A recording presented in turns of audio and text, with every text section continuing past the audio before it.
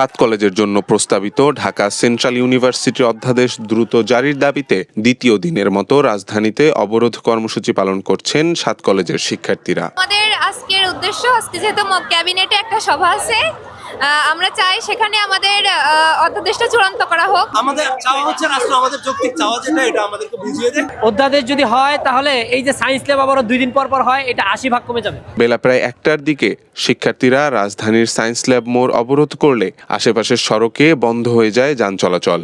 অবরোধে science lab, Dhanmondi ও শাহবাগ সংলগ্ন সড়কগুলোতে সৃষ্টি হয় তীব্র যানজট। চরম ভোগান্তিতে পড়েন সাধারণ মানুষ ও যানবাহনের চালকেরা। এলিফ্যান্ট রোডের এই শুরু থেকে আমরা হাইটা, এখন আমাদের আরো অনেক দূর যেতে হবে। আমরা যাবো দক্ষিণবঙ্গ, আমাদের তো ভাই কোনো অপশন নেই। কি করবো আমরা ভাই? এমন করে তো হয় না, দেশটা এভাবে চলতে পারে না।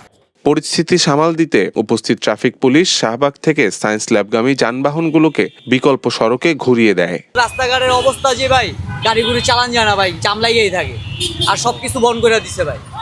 মানে জায়গায় জায়গায় মোচর যা আছে ইউটার্ন লাই এগুলো বন্ধ করে দিছে পাবলিক। অবরোধের কারণে রাস্তা ফাঁকা হয়ে গেলে সেখানে ক্রিকেট খেলতে দেখা যায় কয়েকজনকে।